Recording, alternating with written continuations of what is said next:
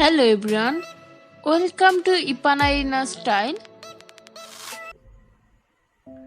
আজকে আমি আপনাদের একটা ইউনিক নেক ডিজাইন দেখাবো। তো এখানে আমি আমার ড্রেসটা কেটে নিয়েছি। এই ড্রেসটা কিভাবে কাটতে হয় তার ভিডিও আমি ডেসক্রিপশন বক্সে দিয়ে দেব। তো আমি সরাসরি ভিডিওতে গেলাম। এখানে আমি যেভাবে ড্রেসের নেকটা কেটেছি আপনাদের সেটা করে দেখাচ্ছি। তো এখানে ফার্স্টে আমি 3 ইঞ্চিতে দাগ কেটে নিয়েছি এবং এই রকম হালকা মোটা অংশ রেখে আমি দাগ কেটে নিচ্ছি। আমি আমার কাঁধের জন্য কাপড় নেব হলো 5.2 ইঞ্চি। এটা হচ্ছে আমার কাঁধের জন্য।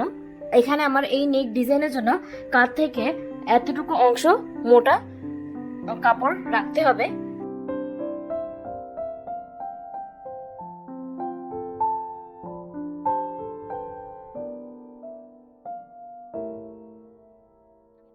আমি এখন এই কাগজটাকে কেটে নেব।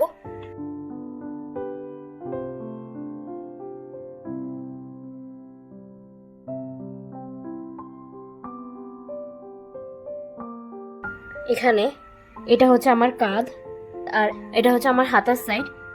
তো আমি এখানে নেক ডিজাইনের জন্য কাঁধা থেকে 1 ইঞ্চি টেপ পরিমাণ আমি এখানে মোটা কাপড় এক্সট্রা রেখে দিয়েছি। এই নেক ডিজাইনের জন্য আমাকে ফার্স্টে আমার সাইড সিলেক্ট করতে হবে যে আমি কোন সাইডটা কাটতে চাই। এখানে আমার ড্রেসের জন্য আমি এই সাইডটা সিলেক্ট করব। এখানে আমি নেকের অ্যাকচুয়াল মাপ থেকে 5.5 ইঞ্চিতে দাগ কেটে নিয়েছি।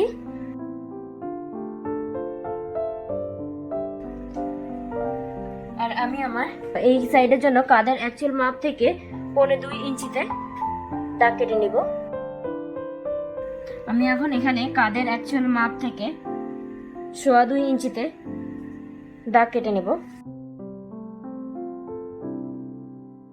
এখান থেকে এটাকে অ্যাডজাস্ট করে নেব এবং এখান থেকে এটাকে অ্যাডজাস্ট করে নেব। ড্রেসের মধ্যে অ্যাকচুয়াল মাপ এটা থাকবে। যাতে আমার সেলাইয়ের পর আমার অ্যাকচুয়াল মাপটা ঠিক থাকে সেটার জন্য আমি এক্সট্রা কাপড় কেটে নেব।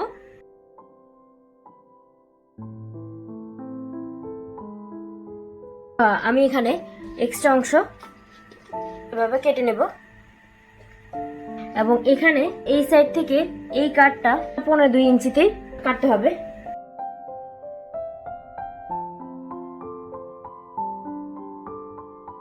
এভাবে হচ্ছে আমার নেক ডিজাইনটা হবে।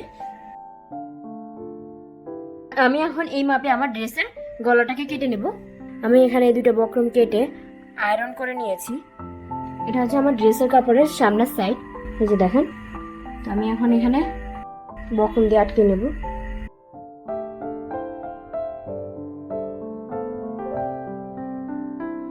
আমার কাটাটা হচ্ছে এই যে এখানে। তো আমি এতটুকু পর্যন্ত এসে আমার সেলাই থামিয়ে দেব। আমার বক্রম সেলাই করা শেষ। এখন আমি এই সাইডে যে এই কর্নারটা আমি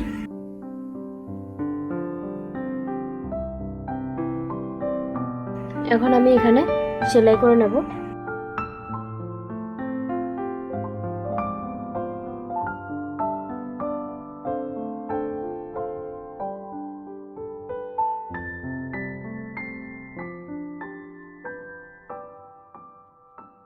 এটা সেলাই করার পরে আমি এখন এটাকে অপর পিঠে নিয়ে সেলাই করে নেব।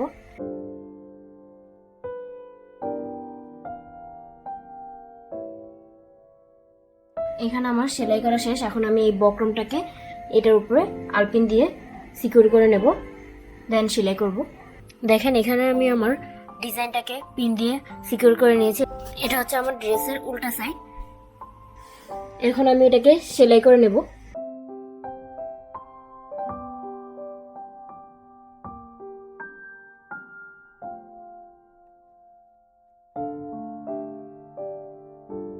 এখানে যে এক্সট্রা কাপড়গুলো আছে ওগুলো আমি ভাঁজ করে ভিতর দিকে সেলাই করে নেব।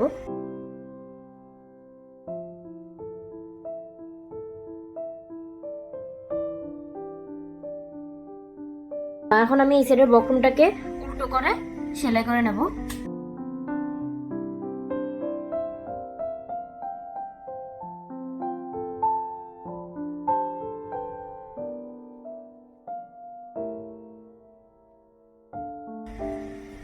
এটা সেলাই করা শেষ। এখন আমি এটাকে এভাবে ভাঁজ করে ভিতরের দিকে সেলাই করে নেব।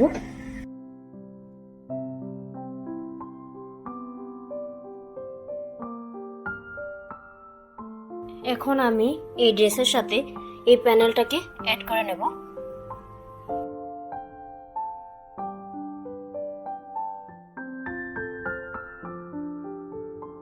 এই মাপ অনুযায়ী আমি বক্রম কাটবো এবং এই ধরনের একটা প্যানেল বানাবো।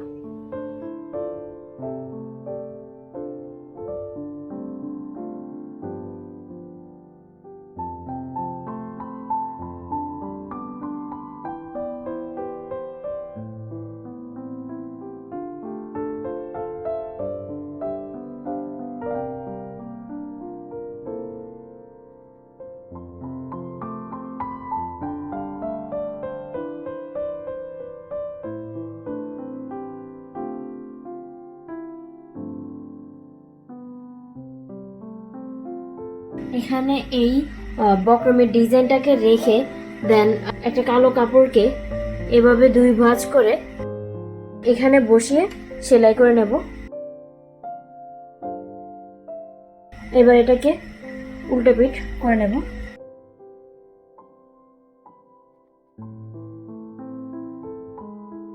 এটা হচ্ছে আমার ড্রেসের ফ্রন্ট পার্টের নেক ডিজাইন। এটা হচ্ছে আমার ড্রেসের ফাইনাল লুক। একটা সুন্দর সিম্পল বো টাই ডিজাইন করব, যেটার জন্য আমি কাপড় নিয়েছি হচ্ছে 2 ইঞ্চি চওড়া এবং লম্বা নিয়েছি হচ্ছে 12.5 ইঞ্চি। এখন আমি এই এক একটা কাপড় থেকে আমি টোটাল 4টা বো টাই তৈরি করব। আমি এখন সেলাই করতে নিয়ে যাব।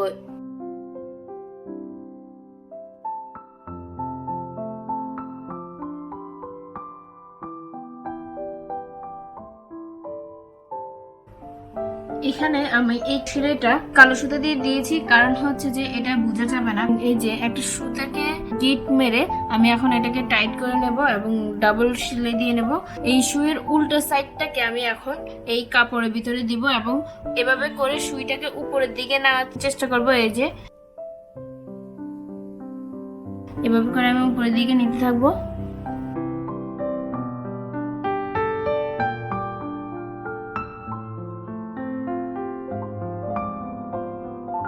সুইয়ের উল্টা সাইড হলে খুব সহজে এটা উপরের দিকে নেওয়া সম্ভব হয়।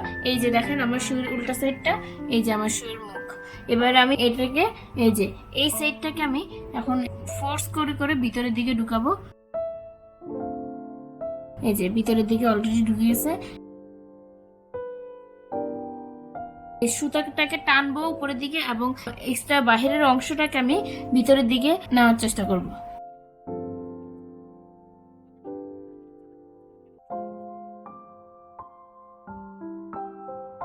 এই ঠিক একইভাবে আমি এই দুইটা কাপড়ও করে ফেলেছি। একটা লেসকে আমি এখন 4টা ভাগে ভাগ করব।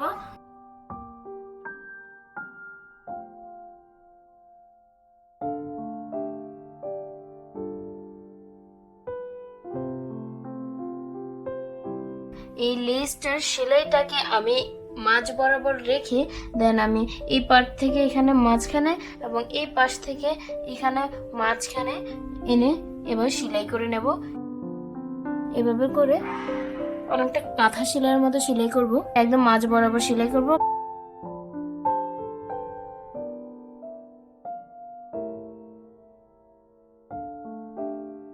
এবার আমি এটাকে টান দিয়ে ক্লোজ করে নেব।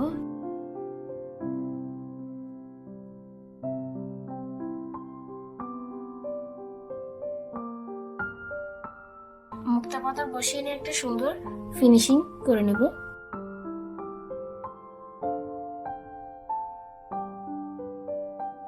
আচ্ছা, আমি এখন উল্টো পিঠে একটা গিট মেরে নেব।